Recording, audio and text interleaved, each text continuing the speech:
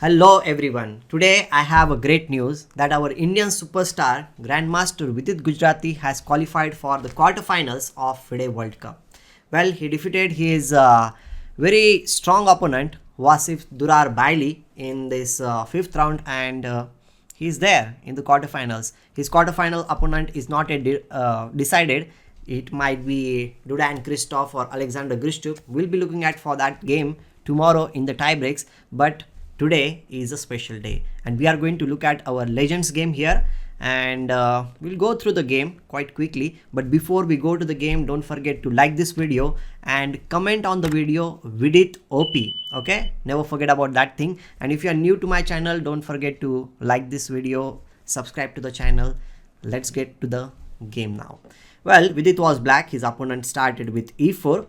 His name is Vasif Durarbayli. Okay, Vidit plays e5, then knight f3, knight c6, bishop b5, a6, bishop a4, Ruy Lopez Opening. Bishop knight comes to f6 square, castles, and b5, bishop to b3. Vidit opted for bishop to c5.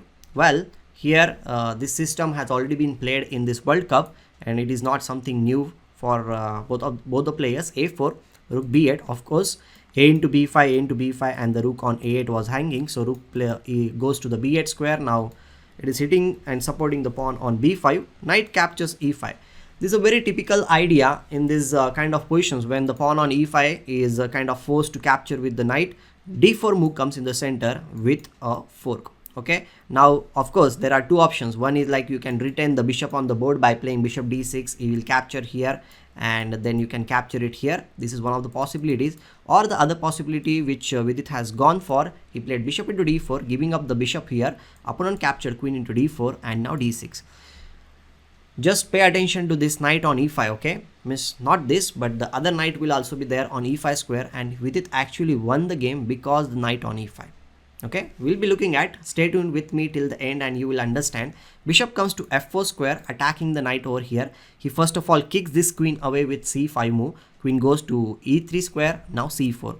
This bishop is blocked, and believe it or not this bishop is forever dead now. Okay, it never came in the game. It was lost there only in the corner of the board. Bishop to a2. Now knight comes on h5 square. Of course he's attacking the bishop over here. Knight c3, and with it captures the knight. Queen captures here. One thing is there I would like to tell, that if you capture here, then of course knight f4 will be a good chance and then he can castle. Plus one more thing which we should not forget, that the rook can join in the game via rook b6 and rook g6, and white will be in trouble in that case. The typical rook lift might happen, but in the game knight c3 was played. After knight c3, knight into f4, queen into f4, and now he castles. Okay, a into b5, a into b5, now rook a d8. Okay, the d6 pawn is under attack. No worries, we play bishop to e6, bishop to b1, and now he plays b4. The knight is being attacked, and look at this bishop on b1. What is going to do, right? The only thing is that we need to stop everything with c3 move. If that happens, then black will be on top, and that's what happened in the game also. He played knight to e2. Now there is so much tension on here, right? So we plays queen to b6, getting away from all the tension on the d file. h3. Okay, now finally he plays c3 move. This is typical Vidit Gujrathi move, I'll say. A very standard and a very positional move. The thing is, if you capture here, any normal player will think that okay, I'm going to lose a pawn. But Vidit says, I'm not going to capture the pawn on c3.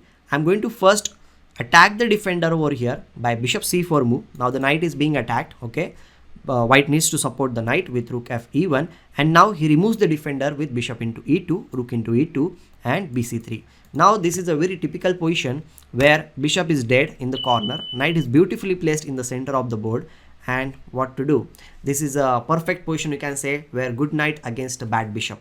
Okay, now with it slowly and gradually tighten the screws, you can say, in this position, and this bishop never really got into the daylight.